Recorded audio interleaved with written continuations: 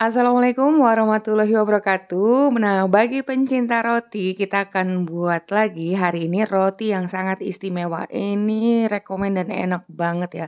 Roti susu keju dengan topping yang juga istimewa. Nah, untuk itu ikuti aja tutorialnya sampai selesai. Sebelumnya jangan lupa like, subscribe, nyalakan lonceng aktifnya, juga komentar. Pertama-tama kita akan buat bahan yudanenya dulu. Ini 60 gram tepung terigu protein tinggi, kita tambahkan dengan 60 ml air yang panas. Jadi untuk adonan yudane ini sebanyak 20% dari total tepung yang akan kita gunakan untuk bahan roti. Kemudian akan kita letakkan simpan di lemari pendingin selama 8-12 jam. Letakkan di chiller aja. Ini adonan gluten pada tepung sudah terbentuk dengan baik. Ini adonan yudaninya ya. Sekarang kita siapkan 100 ml air susu dingin. Kali ini kita akan menggunakan mixer. Jika tidak menggunakan mixer, kalian bisa lihat roti Mama Eji sebelumnya yang tidak menggunakan mixer ataupun oven. Kemudian masukkan 3 gram ragi instan dan 40 gram gula pasir. Lalu kita tambahkan 2 kuning telur. Dari campuran adonannya aja udah kalian bisa lihat ya. Ini enak banget. Kemudian kita campurkan dulu dengan pedal yang whisk. Kalau udah tercampur merata, pedalnya kita ganti dulu. Dan ini potong-potong kecil adonan yudaninya dicabik-cabik gitu ya. Kemudian siapkan 240 gram tepung terigu protein tinggi, 40 gram whipped cream yang bubuk nih. Kalian kan biasanya punyanya whipped cream bubuk ya. Dan butter juga garam. Nah, sebaiknya kalian menggunakan butter. Boleh margarin tapi rasanya tentunya lebih enak menggunakan butter. Nah, ini pedal untuk mixernya udah kita ganti dengan pedal mixer roti ya. Dan masukkan potongan yudane ini. Kalau udah tercampur, masukkan whipped cream bubuknya. Kalau nggak ada whipped cream bubuk, kalian sih bisa ganti dengan susu bubuk full cream, tapi sebaiknya mengikuti resep. Lalu masukkan tepung terigu dan ini akan kita mixer sampai kalis. Kalau udah setengah kalis, masukkan dulu garam dan butternya. Kalau udah pakai mixer tuh ya harus sampai kalis ya kan, sampai nggak melekat-lekat lagi adonannya pada bowl. Nah, siapkan wadah yang kalian olesi dulu dengan minyak sayur atau minyak goreng.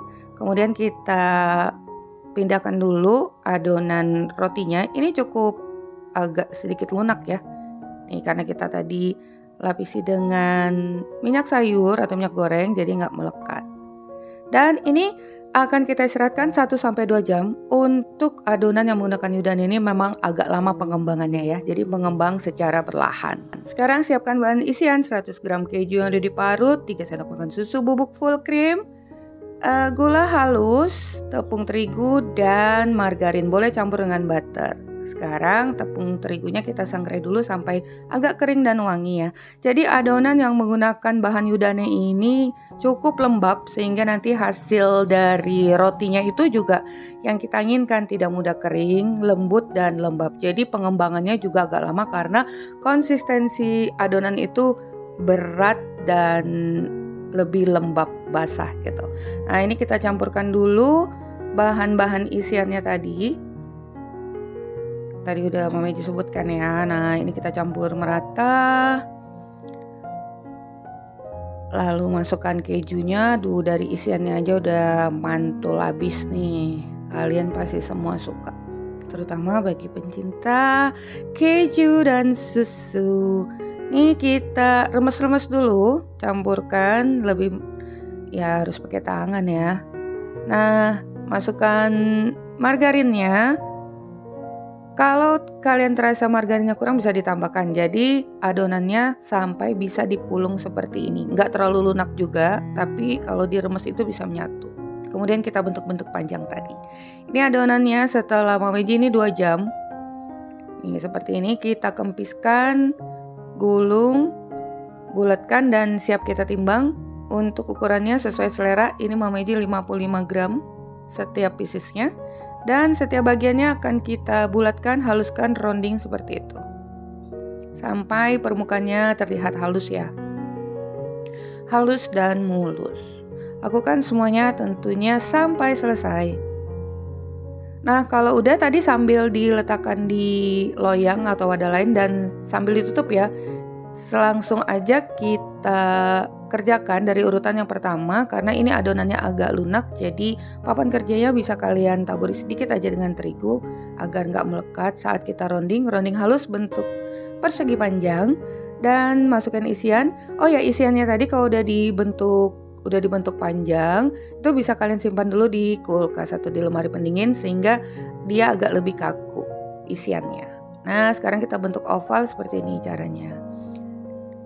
Oke, coba kita ulangi sekali lagi. Roundingnya perlahan aja, nggak usah terlalu bersemangat gitu ya. Bentuk persegi panjang, kemudian masukkan isiannya yang udah kita simpan di lemari pendingin setelah dibentuk, dan akan kita bentuk oval, tangan kiri dan kanan berada di tepian seperti itu. Jadi kiri kanannya lebih lancip. Untuk bentuk sih sebenarnya sesuai selera, bulat juga bisa. Kalau udah kita istirahatkan selama 1 jam atau sampai mengembang 2 kali lipat, tentunya sesuai suhu ruangan. Sekarang yang terakhir kita akan buat toppingnya.